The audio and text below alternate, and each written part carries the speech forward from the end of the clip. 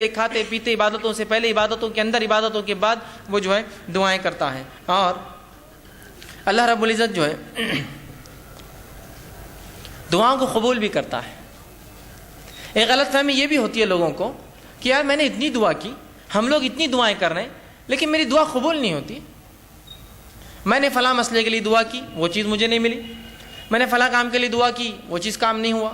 میں نے فلاں مسئلے کو فلاں کیا، آج تک وہ چیز نہیں ہوئی. یہ کیسی عجیب بات ہے کہ میں دعا تو کر رہا ہوں لیکن وہ چیز قبول نہیں ہوتی ہے، وہ چیز میری پوری نہیں ہوتی ہے، یا وہ کام میرا نہیں ہوتا ہے. پھر کیا فائدہ دعائیں کر کے؟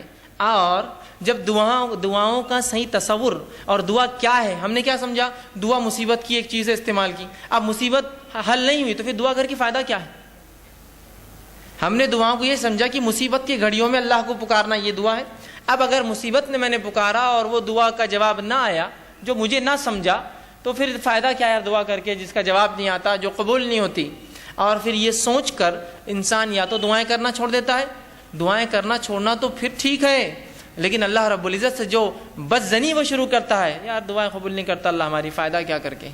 بدظنی مطلب اللہ سے بدظن ہو جاتا ہے اور یہ کہنا شروع کر دیتا ہے کہ دعائیں میری قبول نہیں ہوتی ہے یار، یا دعا کر کے فائدہ نہیں میری قبول نہیں ہوتی. یہ بہت خطرناک چیز ہے، یاد رکھیے. پہلے غلط فہمی کہ دعا مصیبت کی ایک چیز ہے، اس کے بعد اگر مصیبت دعا نہیں دوسری چیز کی، پھر انسان یا تو دعائیں کم کر دیتا ہے یا تو دعا کرنا چھوڑ دیتا ہے. یہ کم اور چھوڑنا تو ٹھیک ہے، اللہ سے شکایتیں شروع کر دیتا ہے. کیسا اللہ میری دعا قبول نہیں کیا فائدہ یار دعا کر کے، اپنی قبول نہیں ہوتی تو کر کے کیا فائدہ؟ یہ سب سے خطرناک مرحلہ، یاد رکھیے. اس میں انسان پھر جو ہے اس دائرے سے نکل جاتا ہے اور اکثر لوگ اس چکر میں جا کے شرک اور کفر تک پہنچ جاتے ہیں. کیسے؟ انشاءاللہ آگے میں رکھوں گا. جبکہ اللہ رب العزت نے اپنی کتاب میں اعلان کیا کہ تم دعا کرو، میں تمہاری دعاؤں کو قبول کروں گا. جس طرح میں نے ایک آیت آپ کے سامنے خطبے میں 2 آیتیں تلاوت کی. ایک آیت سورہ غافر سورہ نمبر 40، اس کی آیت نمبر 60 میں نے تلاوت کی. اس میں اللہ فرماتا اور کہتا ہے وقال ربکم ادعونی استجب لکم، کہ تمہارا رب تم سے کہتا ہے، یا اللہ رب العزت کہتا ہے کہ تم اس سے دعا کرو، استجب لکم، میں تمہاری دعاؤں کو سنوں گا. کون کہہ رہا ہے یہ؟ اللہ کہہ رہا ہے تم دعائیں کرو اے مسلمانوں، میں تمہاری دعاؤں کو سنوں گا. استجب لکم ان الذین یستکبرون عن عبادتی، اور جو میری دعائیں نہیں کرتے، مجھ سے دعائیں نہیں مانگتے اور تکبر کی بنیاد پر نہیں مانگتے. جو اللہ فرماتا ہے یستکبرون عن عبادتی، جو دعاؤں کو نہیں کرتا تکبر کی بنیاد پہ، اور دعا عبادت ہے چونکہ یہاں لفظ ہے ان عبادتی، جو دعاؤں کی شکل میں میری عبادت نہیں کرتا تکبر کی بنیاد میں، سیدخلون جہنم داخرین، ایسے شخص کو میں جہنم کے اندر ڈال دوں گا اٹھا کر.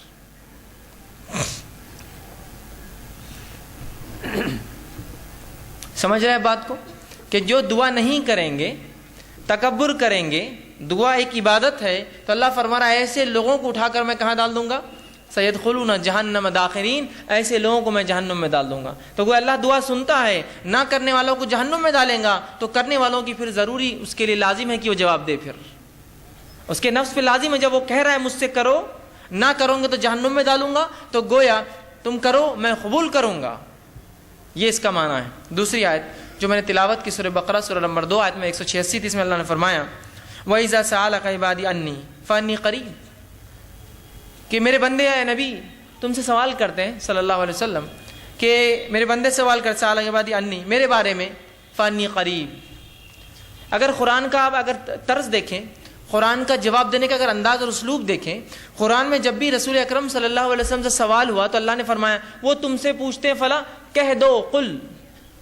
وہ تم سے پوچھتے ہیں چاند کے بارے میں، کہہ دو قل کے لفظ آتے ہیں. سبحان اللہ. اس آیت پہ غور کیجیے، اللہ نے فرمایا وَإِذَا سَأَلَكَ عِبَادِي، میرے بندے میرے بارے میں پوچھتے، فَإِنِّي قَرِيب، کہہ دو بھی نہیں کہا، رسول کو نکال دیا بیچ میں سے، فَإِنِّي قَرِيب، کہہ دو ان سے کہ میں قریب ہوں، نہیں کہا فَإِنِّي قَرِيب، میں قریب ہوں ان سے. مطلب گویا جملے اور الفاظ کے اعتبار سے اس کے اندر قالا کا لفظ بھی نہیں آیا کہ نبی تم کہہ دو قل ان سے، یا قال یہ تم ان سے کہہ دو کہ میں قریب ہوں. رسول اکرم صلی اللہ علیہ وسلم کو بھی وہاں سے نکال کر انی قریب سیدھا جواب دیا گیا. حالانکہ سورہ بقرہ اٹھائیے، سوالات کا ایک سلسلہ ہے سورہ بقرہ میں، ہر سوال کے بعد آتا ہے کہ آپ سے سوال کرتے قل ان سے جواب کہہ دو، قل ان سے کہہ دو، قل ان سے کہہ دو، کہ اس کا معنی یہ. یہاں جب سوال ہوا کہ میرے بندے پوچھتے میرے بارے میں، تو رسول اللہ صلی اللہ علیہ وسلم کو قل بھی نہیں کہا، نکال دیا فانی قریب، سیدھا اتنا قریب ہوں کہ مجھے یہ بھی کہنے کی ضرورت نہیں ہے نبی آپ کہہ دو میں قریب ہوں. تو کہا وَإِذَا سَأَلَكَ عِبَادِي عَنِّي فانی قریب، جب میرے بندے پوچھتے ہیں میرے بارے میں نبی آپ سے، کہہ دو کہ میں ان سے قریب ہوں، اجیب الدعوۃ الداعی اذا دعان، اور جو بھی مجھ سے دعا کرتے ہیں میں ان کی دعاؤں کو قبول کرتا ہوں، ان کی دعاؤں کا جواب دیتا ہوں۔ اور فرمایا فلیستجیبوا لی، تو انہیں چاہیے وہ صرف میرے سے ہی دعا کرے، مجھے سے ہی مانگے، ولیؤمنوا بی، اور مجھ پر ایمان لائے، لعلکم یرشدون، شاید کہ وہ ہدایت یافتہ ہو، شاید کہ وہ رشد و ہدایت پر قائم رہے۔ تو یہاں اللہ رب العزت نے اس کی وضاحت کر دی کہ اے لوگو تم پوچھتے ہو میرے بارے میں، میں قریب ہوں، تمہاری دعاؤں کو سنتا ہوں، لہٰذا تم صرف مجھ ہی سے دعا کرنا تاکہ تم جو ہے رشد و ہدایت پر رہو۔ ولیؤمنوا، ایمان بہرحال شرط ہے ہر چیز کے لیے، تو میں ایمان والوں کی دعائیں قبول کرتا ہوں، اور آگے فرمایا جو ہے تاکہ تم رشد و ہدایت پر قائم رہو۔ تو یہاں اس آیت نے وضاحت کر دی۔ اسی طرح رسول اللہ صلی اللہ علیہ وسلم نے فرمایا اور کہا، جامع ترمذی کی روایت آپ نے فرمایا، ان الدعاء هو العبادہ، دعا عبادت ہے، عبادت ہے دعا، یاد رکھیں۔ اسی طرح فرمایا جامع ترمذی کی یہ بھی روایت ہے، الدعاء مخ العبادہ، دعا عبادت کا مغز ہے، یہ عبادت کا مغز ہے۔ نماز دعا، حج دعا، یہ مغز ہے، دیکھیے ہر کسی چیز کے بعد دعا ہے نا، حج کے ارکان کر رہے دعا کر رہے، اس میں مغز ہے نا اس کا، تو دعا عبادت کا مغز ہے، یہ اتنی اہم چیز ہے، اس کو امت جو ہے غور کرے اور اس چیز کو سمجھے۔ اسی طرح